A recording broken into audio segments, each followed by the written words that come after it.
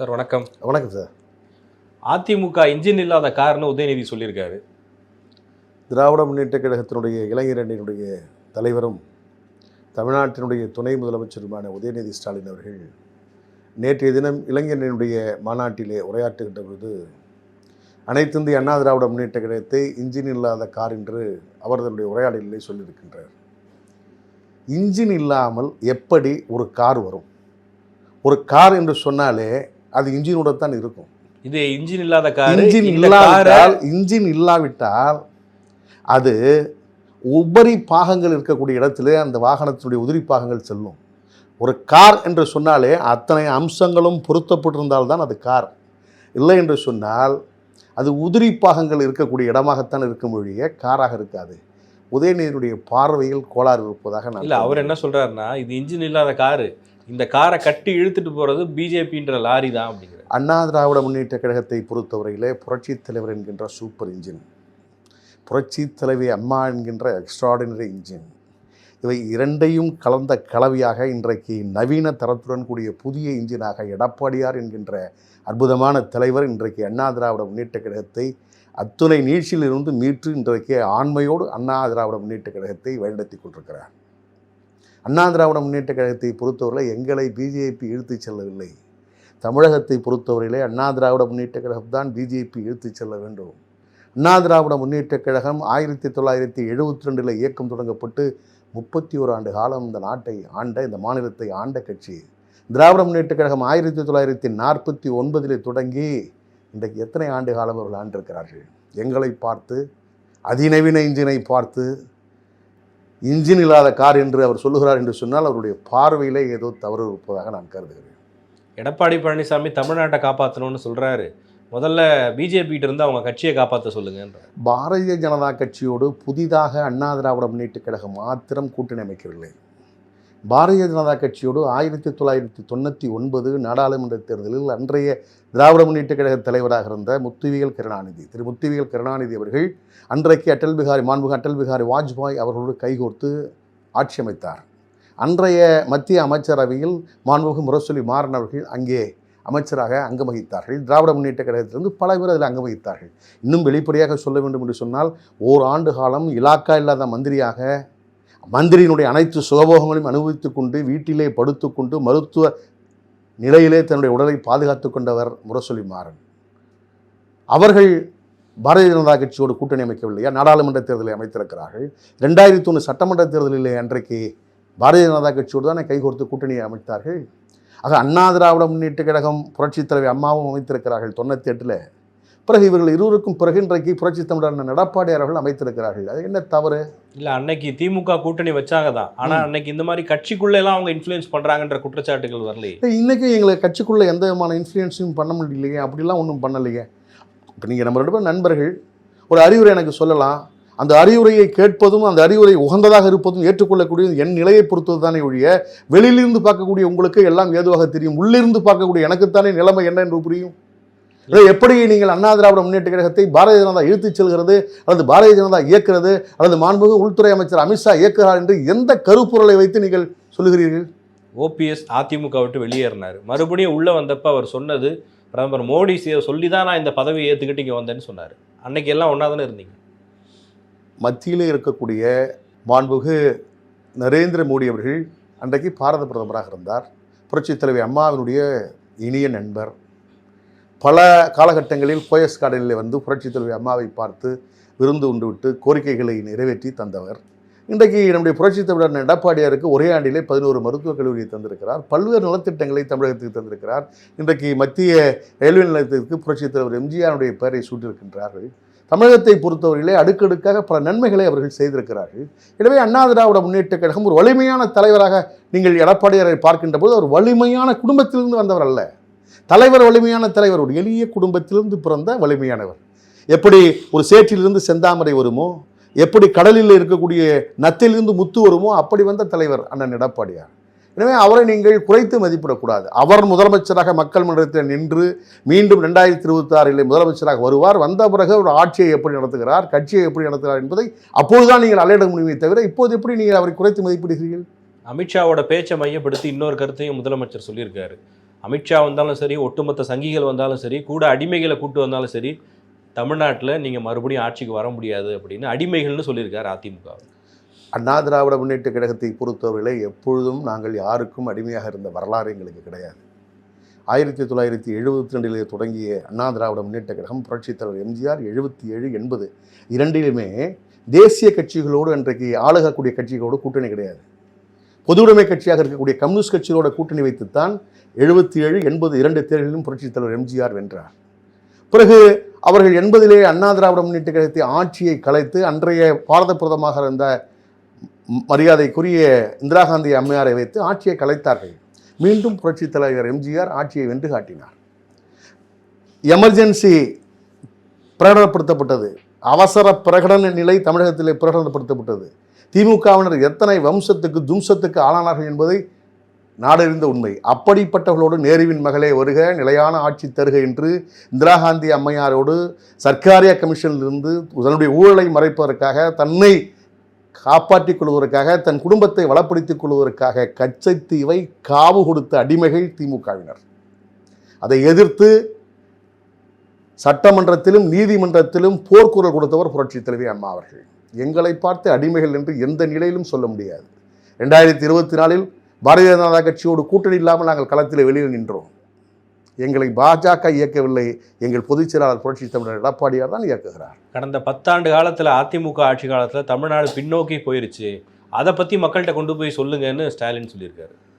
ஒரே கருத்து தான். இந்த 4.5 ஆண்டுகளில் ஏதேனும் ஒன்றை திராவிட முன்னேற்ற கழகம் அவர்களுடைய சொந்த யுத்தியில் அல்லது சொந்த புத்தியில் செய்த திட்டத்தை ஒன்றே ஒன்று சொல்ல முடியுமா? ஏதேனும் ஒன்று.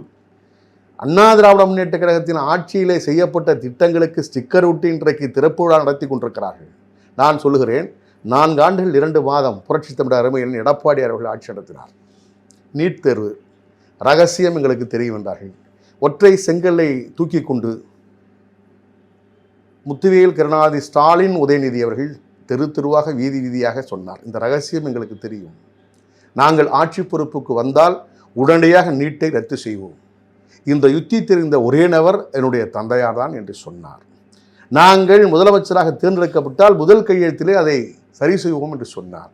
கடைசி கையெழுத்திலேயாவது சரி செய்வதற்கான வாய்ப்பு இருக்கிறதா? இந்தியா கூட்டணி ஆட்சிக்கு வந்தால் பண்ணுறோம். ஆனால் புரட்சித் தமிழர் எடப்பாடியார் அவர்கள் 7.5 என்ற உள் ஒதுக்கீட்டினை ஆளுநர் மறுத்த நிலையிலும் முதலமைச்சருக்குரிய தனி அதிகாரத்தை பயன்படுத்தி அடித்தட்டில் இருக்கக்கூடிய ஏழை எளிய ஒடுக்கப்பட்ட தாழ்த்தப்பட்ட மிகவும் பிற்படுத்தப்பட்ட மாணவர்களுடைய மருத்துவக் கனவை நினைவாக்கிய தலைவர் ஒரு சாமானியர் சாதனை தலைவர் எடப்பாடியார். அதுபோல ஒரு திட்டத்தை, ஒரு காரணியை, ஒன்றே ஒன்றை எடுத்துக்காட்டாக இன்றைய ஆட்சியாளர்கள் சொல்ல முடியுமா?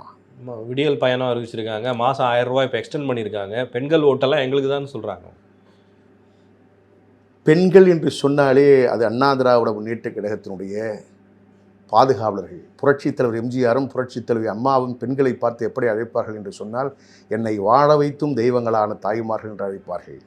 தாய்மார்கள் ஒரு சேலையை தன்னுடைய இடுப்பிலே சுற்றி கொண்டு மறு சேலையை கொம்பிலே கட்டிக்கொண்டு குளிப்பதை பார்த்ததற்கு பின்னால் தான் புரட்சித் தலைவர் எம்ஜிஆர் கண்ணீர் அடித்து விலையில்லாத சேலை வேட்டி வழங்கினார் ஏழை எளிய மக்களுக்கு.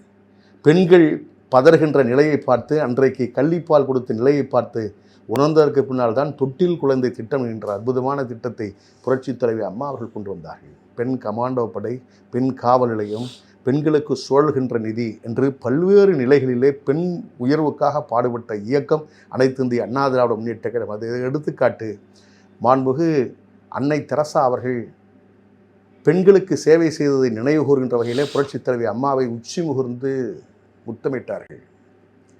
உலகத்தின் வல்லரசு நாடாக இருக்கக்கூடிய யுனைடெட் ஸ்டேட்ஸ் ஆஃப் அமெரிக்கா என்று சொல்லக்கூடிய அமெரிக்காவினுடைய வெளியுறவுத்துறை அமைச்சர் ஹிலாரி கிளின்டன் ஒரு புள்ளிமானை போல லிப்டிலே செல்ல, மின்துக்கிலே செல்ல, படிக்கட்டிலே துள்ளி ஒரு மாநிலத்தின் முதலமைச்சரை இந்த இந்தியாவில் மட்டுமல்ல உலகத்திலே சந்தித்தார் என்று சொன்னால் அது புரட்சித் தலைவி அம்மா அவர்களைத்தான். பெண்களுக்கான தாலிக்கு தங்கம் வழங்குகிற திட்டம், பெண்களுக்கான ஸ்கூட்டி, விலையில்லாத ஸ்கூட்டி, அம்மா உணவகம், அம்மா சிமெண்ட், அம்மா மருந்தகம் என்று நாடும் ஏடும் போட்ட திட்டங்களை தந்தவர் புரட்சித் தலைவி அம்மா அவர்கள். எனவே பெண்களை பொறுத்தவர்களை, பெண்களுக்கு பாதுகாப்பு இன்றைக்கு இருக்கிறதா? 2 to 4 வயது பிள்ளை வீதியில் விளையாட முடிகிறதா? ஒரு தனிநபர்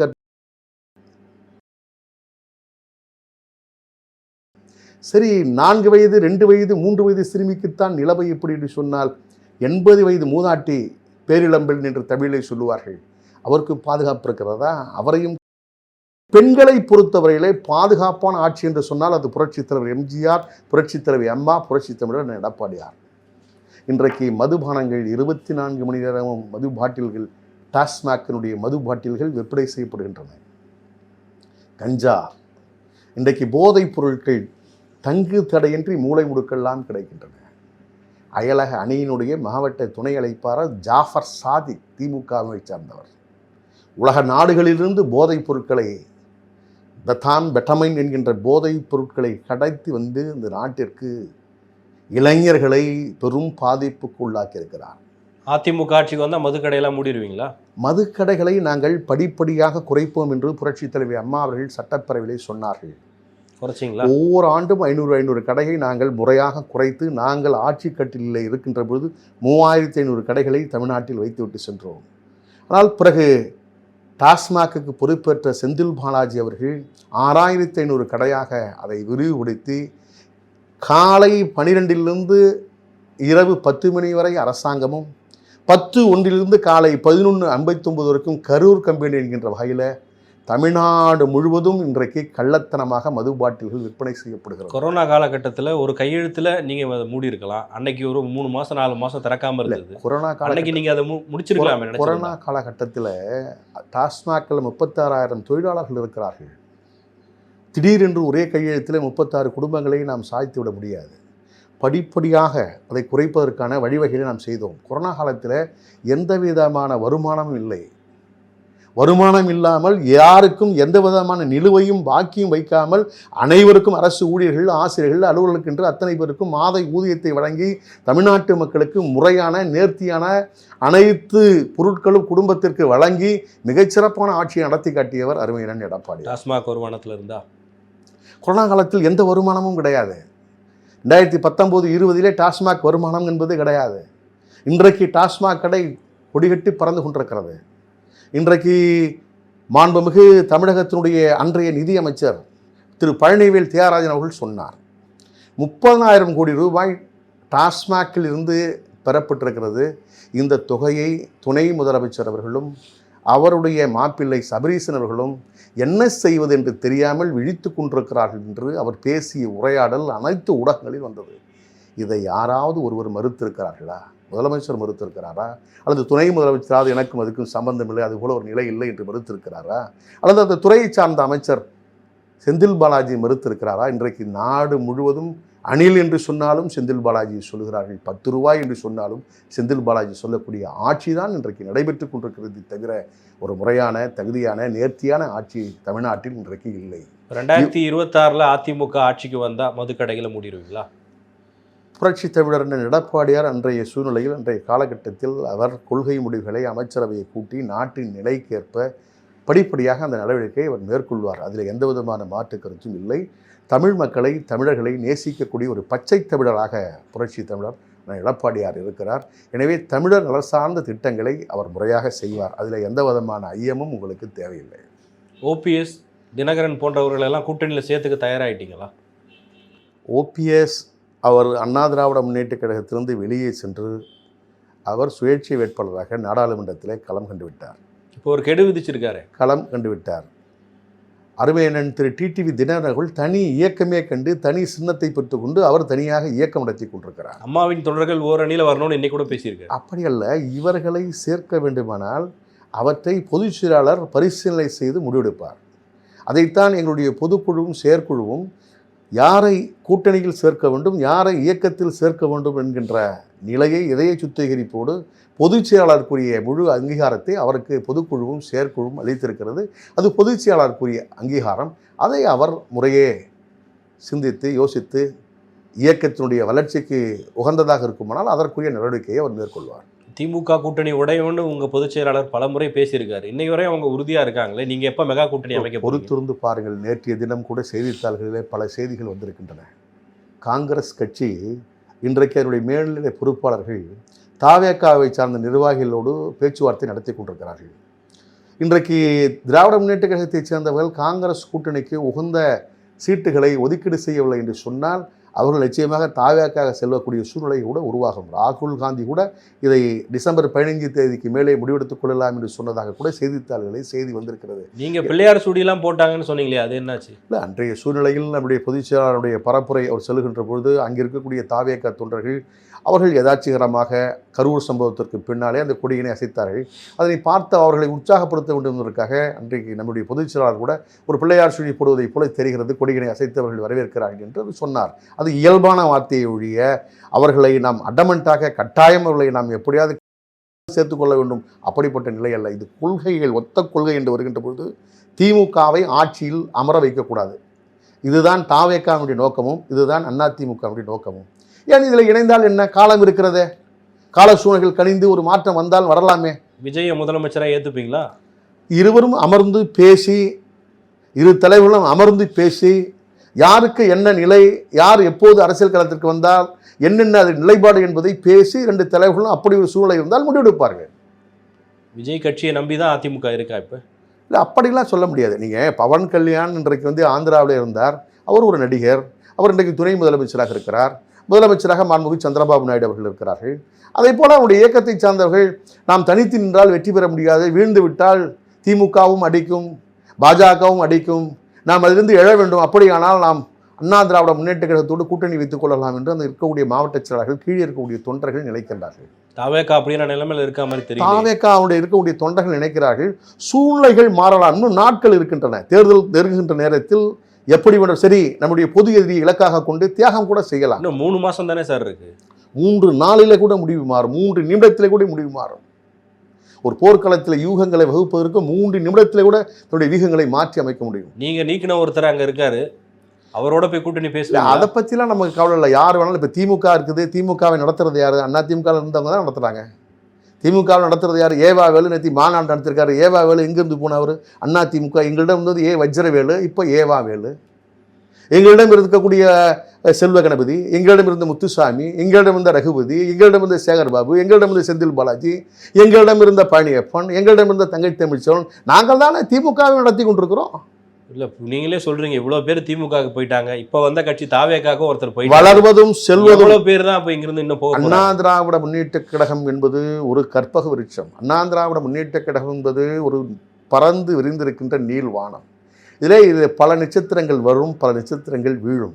ஆனால் வானம் அப்படியேத்தான் இருக்கும். அண்ணா திராவிட முன்னேற்ற கழகத்தை பொறுத்த வரையில் வரக்கூடியவர்களை தாங்கி அவர்களுக்கு என்ன உயர்வளிக்க வேண்டும் அளிக்கும். வருவார்கள், கழிப்பார்கள், சென்று விடுவார்கள், இருக்கக்கூடியவர்கள் இங்கே இருப்பார்கள். அதே போல் சென்றவர்களை பற்றி நாம் கவலைப்பட வேண்டாம். அவர்கள் எல்லாம் அதிமுகவினுடைய வார்ப்புகள். குறிப்பிடத்தகுந்த அளவுக்கு யாரும் உங்கள் கட்சியை நோக்கி வர மாதிரி தெரியல. எலெக்ஷன் டைமில் வருவாங்க. இன்றைக்கி நாங்கள் பாஜக கூட கூட்டணி அமைச்சிருக்கோம். ஓராண்டுக்கு முன்னாடியே பாஜகவுக்கு முன்னாடி நம்ம கூட்டணி அமைச்சிருக்கிறோம். அதன் பின்னாலே இருக்கக்கூடிய கட்சிகள் ஒவ்வொன்றாக இப்போ அழைத்து பேசி அவருக்குரிய இடங்களை நாம் ஒதுக்கீடு செய்கின்ற போது முறையாக அதற்கான சூழல்கள் உருவாகும். இன்றைக்கு கூட அண்ணா திராவிட முன்னேற்ற கழகத்தில் விருப்ப மனு யாரெல்லாம் விரும்பி போட்டியிடக்கூடியவர்கள் இருக்கிறார்களோ ஒவ்வொரு தொகுதி வாரியாக நீங்கள் விருப்ப மனு அளிக்கலாம் என்று இன்றைக்கு புரட்சி தமிழர் அறிவித்திருக்கிறார்கள். நண்பகல் 12 மணியிலிருந்து இன்றைக்கு தொடங்கியிருக்கிறது. அண்ணா திராவிட முன்னேற்ற கழகத்து அலுவலகத்தை வந்து பாருங்கள், எப்படி அவர்கள் வாக்களிப்பர் வேட்பாளராக ஆக வேண்டும் என்பதற்காக அந்த விருப்ப மனை வாங்குவதற்கு பல்லாயிரக்கணக்கானவர்கள் குவிந்து எப்படி இருக்கின்றார்கள் என்பதை நீங்கள் நேராக கண்ணிலே பாருங்கள். அண்ணா திராவிட முன்னேற்ற கழகம் வீழ்ந்து போகக்கூடிய இயக்கம் அல்ல. நம்பிக்கையோடு இருக்கீங்களா? 2026 கட்டாயம் 2026 அண்ணா திராவிட முன்னேற்ற கழகம் ஆட்சி கட்டிலே அமர்வதை எந்த சக்தியாலும் தடுத்து நிறுத்த முடியாது. நேற்று நீங்கள் ஒரு படம் பார்த்தீங்களா? நீங்கள் என்ன கேட்டீங்க, திரு உதயநிதி ஸ்டாலின் அவர்கள் இன்ஜின் இல்லாத கார் என்று அதிமுகவை சொல்லுகிறார் என்று. திரு ஏவா வேலு ஒரு நாற்காலியை கொண்டு வந்து போட்டார். ஒரு சிம்மாசனம், நாற்காலி என்று சொல்லக்கூடாது, வெளியிலான சிம்மாசனம். அந்த சிம்மாசனத்தில் முதல்வர் அமர்ந்து கால் மேலே கால் போட்டு அப்படி நின்றார். சுற்றி நிற்கக்கூடியவர்கள் எல்லாம் பார்த்து கொண்டிருக்கிறார்கள். அதை ஒரு நபர் மட்டும் தலையை கீழே குனிந்து கொண்டு நிற்கிறார். யார் என்று உங்களால் புரிகிறதா? இன்றைக்கு அவை முன்னவராக இருக்கக்கூடிய மாண்புமிகு துரைமுருகன், அரைவையண்ணன் துரைமுருகன் அவர்கள் கீழே குனிந்தமாறு இருக்கிறார்கள். இது ஊடகங்களே, சமூக வலைதளங்களே இன்றைக்கு எப்படி வருகிறது என்று சொன்னால் 23ஆம் புலிகேசி படத்திலே வடிவேலு அமர்ந்திருப்பதை போல் அந்த காட்சி இருப்பதாக இன்றைக்கு வைரலாக வெளியே வந்து கொண்டிருக்கிறது.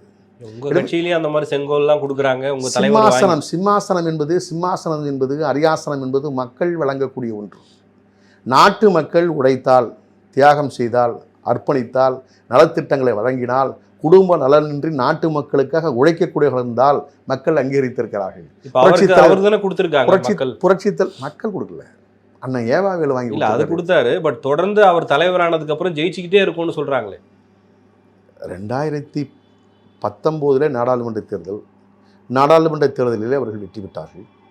2021 சட்டமன்ற தேர்தலில் அவர் வெற்றி பெற்றிருக்கிறார்கள்.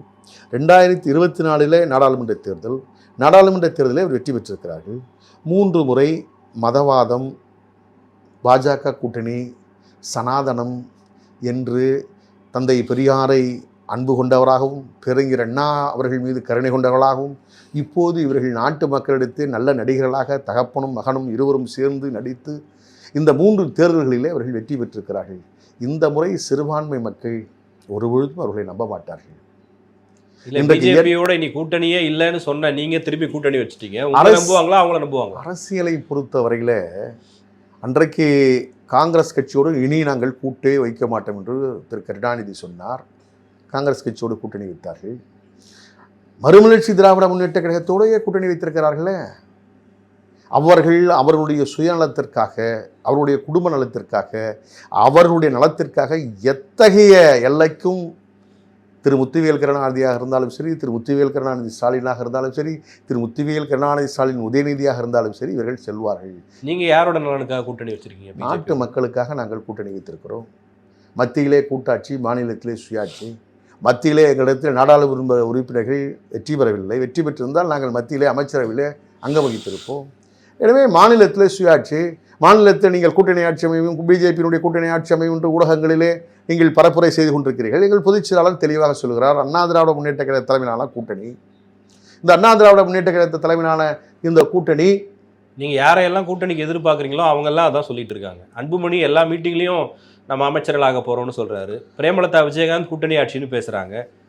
இல்லை, பெருமதிப்பிற்குரிய மருத்துவர் அன்புமணி அவர்களும் சரி, திருமதி பிரேமலதா விஜயகாந்த் அவர்களும் சரி, அவர்கள் இயக்கத்தை சார்ந்த நிர்வாகிகளை, கழக உறுப்பினர்களை, மாவட்ட செயலாளர்களை உத்வேகப்படுத்துவதற்கு நாங்கள் முதலமைச்சராக ஆனால் அடுத்த முதலமைச்சர் அண்ணன் அன்புமணி ராமதாஸ் என்று சொல்வார்கள். அடுத்த முதலமைச்சர் கேப்டனின் வாரிசு கூட்டணி ஆட்சின்னு சொல்வார்கள். அடுத்த முதலமைச்சர் கேப்டனின் வாரிசு திருமதி பிரேமலதா விஜயகாந்த் என்று சொல்வார்கள். அடுத்தது ஆட்சியிலே நாங்கள் பங்கு கேட்போம் என்று சொல்வார்கள். கூட்டணி ஆட்சி என்று சொல்வார்கள். 118 சட்டமன்ற உறுப்பினர்கள் வரவில்லை என்று சொன்னால் தானே கூட்டணி ஆட்சி. அண்ணா திராவிட முன்னேற்ற கழகம் தனி பெரும்பான்மை, அறுதி பெரும்பான்மை பெற்று தகுதி மிகுந்த ஆட்சியை அருமையண்ணன் எடப்பாடியார் தலைமையிலே அமைக்கும். அதில் எந்த மாற்று கருத்தும் நமக்கு தேவையில்லை. கூட்டணி ஆட்சிக்கெல்லாம் வாய்ப்பே இல்லையா? கூட்டணி ஆட்சி என்ற நிலைக்கு அண்ணா திராவிட முன்னேற்ற கழகம் இன்றைய நிலைமைக்கு வாய்ப்பில்லை. நன்றி சார். நன்றி சார். மகிழ்ச்சி.